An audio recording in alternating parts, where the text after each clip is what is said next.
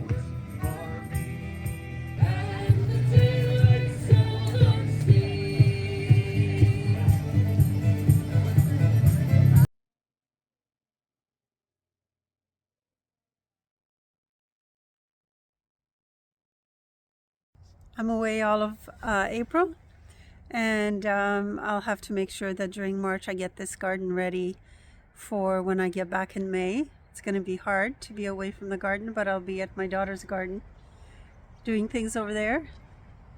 So lots to do in March, and we're just waiting for this cold weather to go away in February. Hey everyone, it's a little homesteading update. I just wanted to talk a little bit about things we wish we had done differently with the chicken coop. It's so cold, it's windy. Last week we had some snow, and obviously we all lost our minds because we only get snow once a year, usually in February, and it's usually lasts for a week or so. It's been a little bit over a week. Anyway, so here I am in the garden. So in late fall we realized how wet the chickens were getting with all the rain we were having, and we put up this clear plastic tarping on top of the chicken run to keep them dry. It doesn't really keep their feet as dry because water still gets in, but it keeps their whole bodies from getting wet. And I kind of wish we had done a couple of things differently. One was to slant the roof of the chicken run so that water could run off, because we've had to slough off the water when it gets really rainy and a lot of water settles on the tarp. So that's one thing. So that's the thing about keeping them dry in the winter time. But the other thing that I've been thinking about is that they don't get a lot of sun because of the position of the chicken run, where it is behind this wooden fence. So if the fence wasn't a solid fence the way it is, they'd be getting winter sun streaming in from that side during the day. As it is right now, the sun is always on the other side of the garden in the winter. It's good for the summer because they get a lot more shade and they do get sun. But in the winter, they're not getting any sun. And that's, probably, not great for egg laying, but also just for them, for it to be nice for them to be able to have sun and sitting in the sun. In our old homestead in Ontario, even though it was freezing cold, in the wintertime, the chickens would sit against the building, against their chicken coop, and they would sit in the sun and still be warm, be able to be outside in the winter. So that's another thing I wish we had thought about, the positioning. But if we had put the chicken run on the other side of the garden, it would have definitely been too hot in the summertime. So that's the tarp project. When we had a whole lot of snow on top last week, it was quite a bit of work getting it off, and I think we've ripped some holes in it, and I don't know if we can use the exact same tarps again next year, but maybe we'll think of a different method to raise up. I don't know what to do.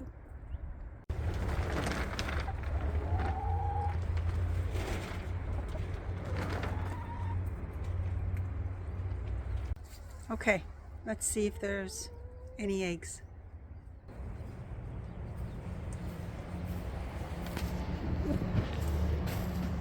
I just fell into a hole they dug.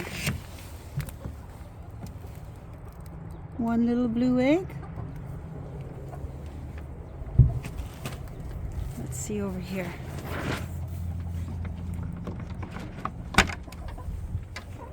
What are you doing? Nope, just the one. Okay, I'm back inside. I don't know what it's like for the rest of you homesteaders, but I really struggle in the wintertime not being able to be in the garden. So I come up with, luckily over here we have a very mild winter for most of the winter. So I can still kind of putter around in the garden, but I make do, or, make myself happy by going out with chickens, or doing a little bit of raking this or putting this away, or just puttering around in the garden. But otherwise, wintertime is really difficult. So I do indoor homesteading things like rearranging things in the house, or lots of baking and lots of cooking, making up tea blends. What else? Yeah, just generally making a nuisance of myself inside the house. I haven't started any seeds yet. Let me know in the comments if you have, but and I have so many seeds, but I think I'm going to transition the garden a little bit this year. Come on, come up here. To having a lot more perennial plants. Like, for instance, I found a perennial arugula.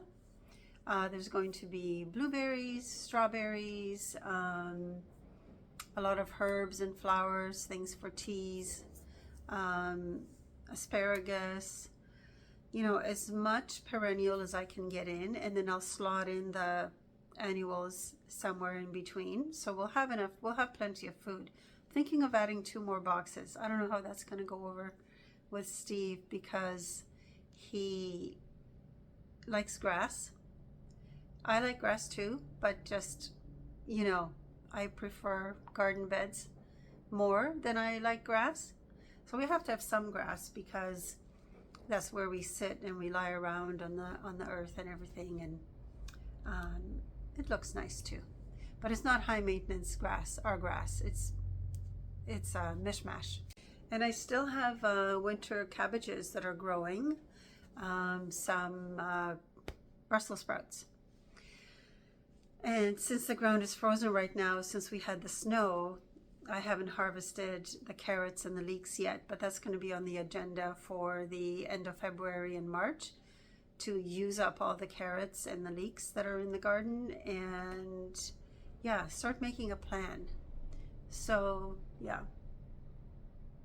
winter, I'm over it.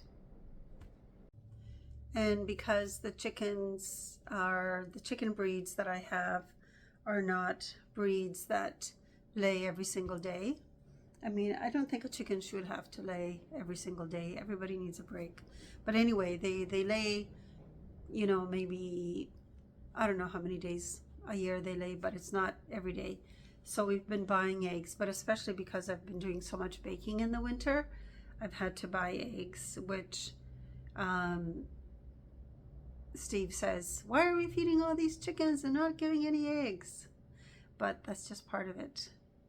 The chickens are not just for eggs, they're also for pleasure, the pleasure of living with chickens. So yeah, but today we got 1 little blue egg, and there have been days when we've had 3 eggs, but there's been a lot of the winter where there's been no eggs, or 1 egg, or whatever. And who can survive on 1 egg a day? I mean, you tell me. Anyway, I just wanted to say thank you for being here. Thank you for watching. Thank you for supporting my channel by subscribing and liking. It means a lot, and I appreciate having you here. I guess I'll see you in the next video.